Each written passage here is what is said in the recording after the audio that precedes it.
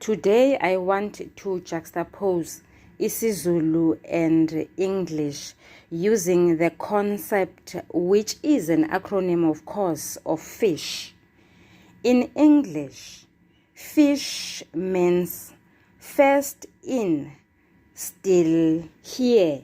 I guess the author of this acronym meant we need to persevere, to be resilient, and to be patient.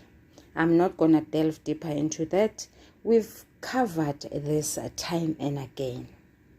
In isiZulu, we have a saying, which I guess is an allusion, which alludes to sawubona fish uphumenini ethinini, which contextually meant that you have an audacity to want to be seen, to say something while you are new.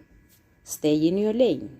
Sanibonani balingani mabhungu namatshitshi. Igama lami nguSpuki N isiZulu. Namhlanje senza umbhalo wobuciko obizwa ngokuthiwa Impi Yabomdabu Isethunjini, obhalwe nguJC Buthelezi. Sizokwenza inkomba, umbuzo mude, uphawu lokuhlaziya olubizwa ngokuthiwa indikimba. Ake siboneke. Njengoba siphendula umbuzo mude, sizobhala phela isihloko sithi indikimba, bese seqa umuqa sibhale igama ngosonhlamvukazi elithi isingeniso. Indikimba umongo, yingqikithi. Indikimba yiqiniso elethulwa ngumbhali noma ngumlandi noma ngumxoxi wendaba. Indikimba ilokhu okubalulekile, umsuka wento ethile, umgogodla wento ethile. Kulombhalo wobuciko othi Impi Yabomdabu Isethunjini, indikimba yenhlupheko noma indlala, sitshelwa isihloko esithi Impi Yabomdabu Isethunjini, esichaza ukuthi ingqinamba nenkinga abantu abampisholo abamnyama ababhekene nayo isesiswini, emathunjini impela. Mlingano wami nawe mfundi, mase ngiqedile ukwenza njalo, ngeqe umuqa ngibhale igama elithi umzimba. Yinhlupheko eyenza ukuba ucele nomkakhe umakhumalo bathathe isinqumo sokuba ucele makabhale izincwadi eziya kwabafana njalo nje. Ngokubona ukuthi abatholi impendulo, baphinde banquma ukuthi ucele makagibele athathe izinto zokuhamba aye emlazi kwabafana ayokhuluma naye umlomo nomlomo mayelana nezingane zikalinono ezigulayo manje ngenxa yendlala, ngenxa yenhlupheko. Nasemuva empaphala lapho ucele ebuya khona, kubhekwana ngeziqu zamehlo nabahlengikazi okuyibona abathethisa abantu abadala ukuthi lezi zingane zidinga ukudla okunomsoco ngoba ziyagula, ziphethwe yisifo ungomile, okuyisifo sendlala, okuyisifo esidalwa ukuhlupheka. Le nhlupheko nalendlala ixabanisa ucele kanye nobafana, ababoni ngasolinye, bayadonsisana. Ucele uthi kungumsebenzi kabafana ukuba akhusele izingane zikalinono. Ukwenze njalo kungubuntu, kuyisiko mpilo lakobantu. Ubafana uyaphiphitha, ukhuluma ngezinto uninalume angazazi ezinjengo-affordability. Abe uyaxoshwa kanjalo ucele ngokuthi ubafana abhakaze isicaba ebusweni bakhe. Umbhali athi wamxoshisa okomgodoyi. Yinhlupheko eyenza ukuba ucele afikelwe okukhulu ukuzenyeza ngenkathi eziqhathanisa nalesi sithombe esasiphambi kwamehlo akhe kwabafana. Ubona ubukhazikhazi, umuzi omuhle omkhulu, abone imishini iqophisana, omunye owokukhuculula izingubo zokugqoka, uqhudelana nokukhuculula ukhaphethi.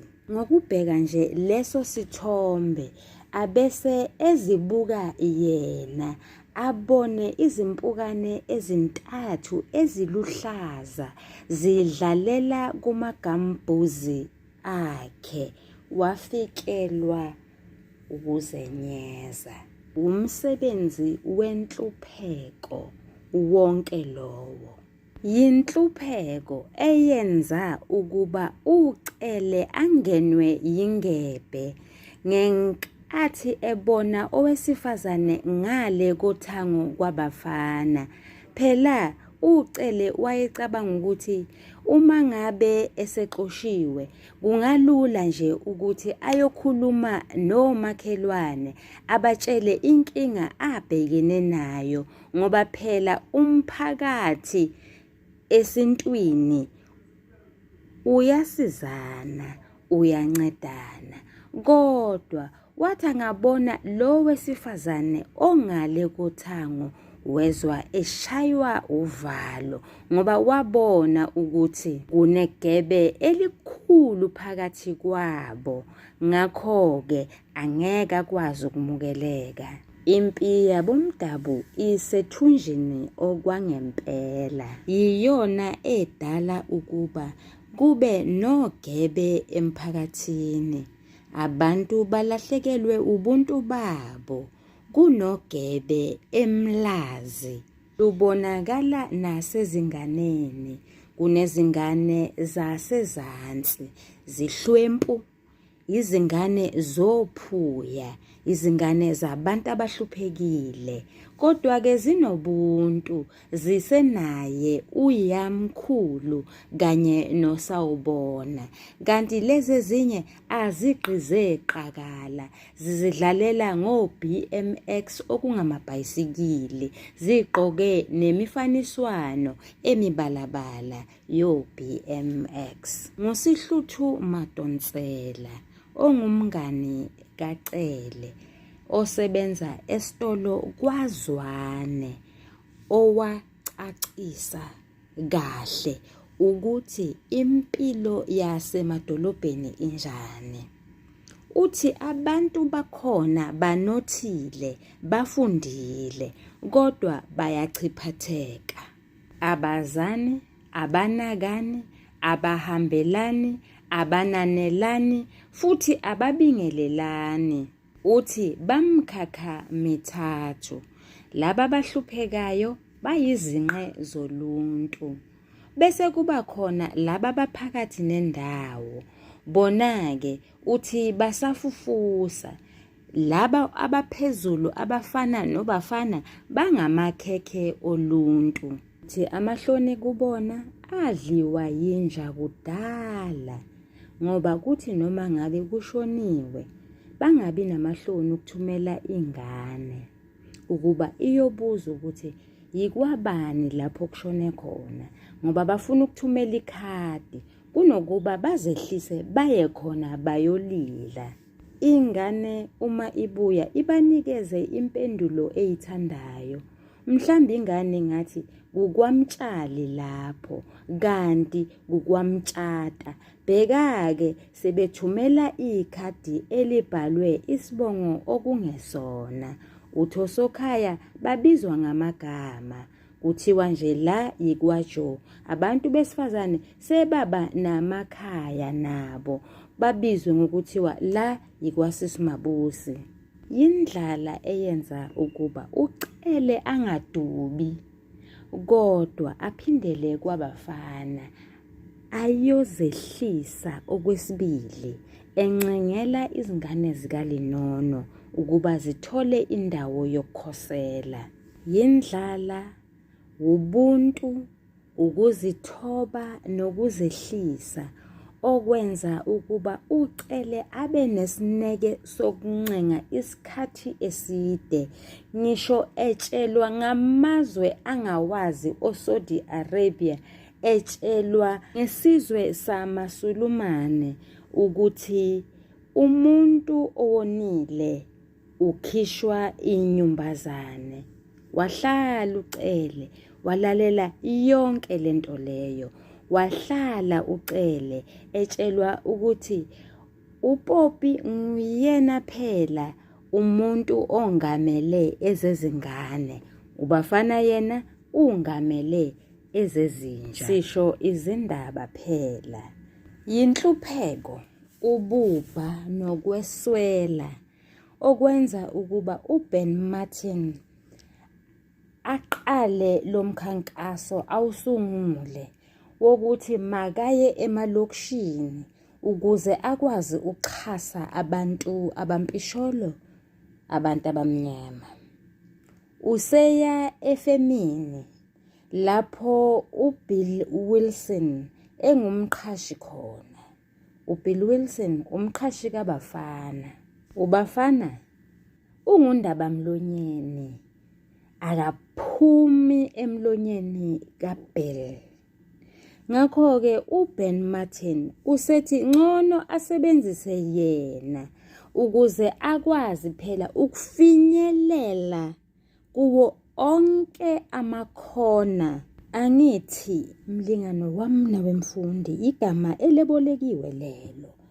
Ngichaza ukuthi akwazi ukufinyelela nxazonke, athole bonke abantu ayebadinga ukuze kwabona labo bantu labo basizakale. Umphatha kabi uBen Martin ukubona insizwa endala empunga uvele emseni, engababheka belungu emehlweni, ehluleka ukuhlanganisa amehlo nabo, edidizela, ethunyiswa okwengane. Umbhali uze asebenzise isu lokujeqeza emuva lapho uBen Martin ekhumbula inkondlo kaWally Serote ethi, I come from here, there where children have no toys, they play with mud. I come from there, the parents there are children of other men and women. There the old sit and wait for death like people wait for a train. Lana umbhali usebenzise ubuchule ngokusebenzisa ulimi okungelona olwethu oluyisingisi. Kodwa-ke masibheka umugqa othi I come from there, uthi ngibuya laphayana. Owesibili uthi where children have no toys they play with mud. Lo mugqa uthi lapho izingane zakhona zingenazo izinto zokudlala ezingamathoyizi, sidlala ngodaka. Lo mugqa ugqamisa inhlupheko. Aqhubeke uWally Serote emgqeni wesine, wayengakhulumi ngomgqa wesithathu ngoba ufana nowokuqala. Emgqeni wesine athi the parents there are children of other men and women. Lo mugqa ugqamisa ubandlululo. Umbhali la uthi labantu laba engibuya kubona bayizingane zabanye abantu. Kuyacaca-ke ukuthi abanye abantu okungebona belungu. Aqhubeka umbhali athi there the old sit and wait for death. Lo mugqa ugqamisa inhlupheko ukuthi abantu abavela laphayana abayizingane zabanye omama nabanye obaba abadala bahlala phansi balinde usuku abayoshona ngalo. Phela inhlupheko leyo ebhalwe ebusweni bomuntu. Umugqa wokugcina like people wait for a train. Uthi umbhali la, oh Jesus, ake ngithi mbongi, ithi laba bantu bafana nomuntu olindele isitimela. Lo muntu lowo uba ngumuntu onesineke, ozimisele ukulinda into angayazi ukuthi yoqhamuka ngasiphi isikhathi. Umuntu onjalo phela usuke ehluphekile. Lokhu kufakazela lokho engikusho ekuqaleni ukuthi inhlupheko eyenza ukuthi uBen Martin ahambe aye kuBill Wilson eyocela ukuhlanganiswa nomuntu ozomsiza ukuba akwazi ukuxhasa abantu basemalokishini. Inhlupheko eyenza ukuba umuntu omnyama adeleleke. Uyadeleleka uvele emseni. Ubizwa ngegama okungelona elakhe. Kuthiwa unguWilliamson ngoba belungu behluleka ukulibiza igama lakhe. Balingani bami nani bafundi, ngisakhula ngathola ukuthi igama lentombazana engiyelamayo nguPortia, and Portia means a swine, which is ingulube. Ngaya kugogo, gogo, nani metha kwakwenze njani? Athi ugogo, he, sathola intombazane yomlungu phela. Ibuza kuJim. Jim vate seyinami. uJim abuze, gogo, ubani igama lengane? Ngisho igama lengane uNonkazimulo. Harnam es Nonkazimulo. Intombazana yomlungu ithi, vandag say es Portia. Indaba ngiyixoxa ngoba umbhali akaqamba manga uma ethi inhlupheko yenza ukuba abantu abamhlophe okungabelungu basedelele. Kwakunjalo nasekuqaleni. Njengoba ubafana ephila impilo yakobelungu, uyiphila ngokugcwele ngokuphelele, ubabukela phansi abantu abamnyama, uyabadelela. Ingakho nje ethi igama lakhe elithi ungumbhabhadisi liyigama lobuqaba. Yingakho nje ethi izikodlwana zabantu abafunda emalokishini ziphethwe abantu abangafundile, abanemfundo engabhadlile, abanama-toilet angcolile anuka phu. Uthi nemfundo yakhona ayicacile ngoba into abayaziyo udlame nombhikisho. Uthi isonto lakhe yiSt Andrews eseHillcrest okuyisonto labelungu. Uthi yena udonswa umoya, yingakho nje kungakude kakhulu kulelo sonto. Uthi abantu abamnyama bayashawoda, kube nomsindo nokufakaza ukuhambisana nezinyembezi. Kanti esilungwini kukhonzwa ngobuchopho, hayi ngenhliziyo nemizwa. Futhi yena kahambisani nje nokuchithwa kwesikhathi. Isonto lakhe lisheshe lingene, lisheshe liphume. Kanti lawa amanye asemalokishini kusontwa indendende. Akaye emhlanganweni ngoba phela nesikhathi asibanjwa, asaziwa. Nemibhalo ekhona ebhalwe abantu abamnyama abanjengoDesmond Tutu kanye noSteve Biko owabhala incwadi ethi I Write What I Like, azaziwa. Ubafana nje akasondeli ngakhona. OMelody nabo bayazi ukuthi bakhona abantu abahluphekayo, yilabo abathukwa ngunina emgwaqweni. Phayana ekhasini lika 91 esigabeni sesibili umbhali uthi, akukho angakuthetheli umama, umuzwa esithi ayisuke ayile migodo yelambayo egcwala yonke imigwaqo, bayangehlula onjukubekana. Umuntu ethi eyinja naye abeke enye inja esizohamba isiphazamisa emgwaqweni. Ungamuzwa esethi yini lena egqokwe yile yantombazana, yayimbi bo, Mina uma ngingaba yimeya yaseThekwini, abantu abagqoka kanje bangathola amathikithi. Ngingaba namaphoyisa aqapha ukugqoka kwabantu. Kuthi abantu abagqoka njengaleya ntombazane bathole amathikithi ka-R100. Mlingani wami nawe mfundi, uyazizwela nawe. Abantu abahluphekile, abeswele, lapho ikati lilala khona eziko, babukelwa phansi. Kuthiwa bayizinja ezilambayo. Enye inja ibeke enye inja emgwaqweni. Nanoma u-euthanasia eyingane, kodwa sengathi uyalibona iqiniso elimayelana nokuhlupheka kwabantu bomdabu. Egangile enjalo, uthatha imoto kaMiss Hawkins ngaphandle kwemvume, okusho ukuthi uyayintshontsha, uphuma naye emagcekeni esikole.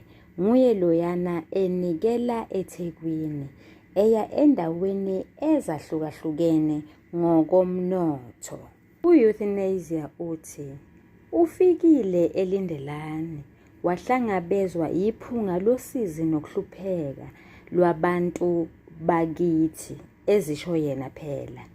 Mina mhlambe ngizothi abantu bakubo. Uthi imijondolo beyikhafula izindimbane zabantu, okukhombisayo ukuthi ukulamba nokweswela kwabo kubhalwe ebusweni. Uthi mkhulu kabi umehluko okhona uma eqhathanisa ilindelane neLalucia neReservoir Hill.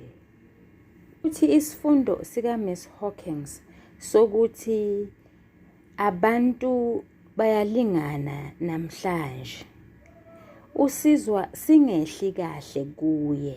Ngakho-ke bekafuna ukuthi yena ake ahoshe kahle umoya ukuze phela akwazi ukubona lento eshiwoyo. Leso sizathu esenza ukuba athathe imoto kaMiss Hawkins ngaphandle kwemvumo.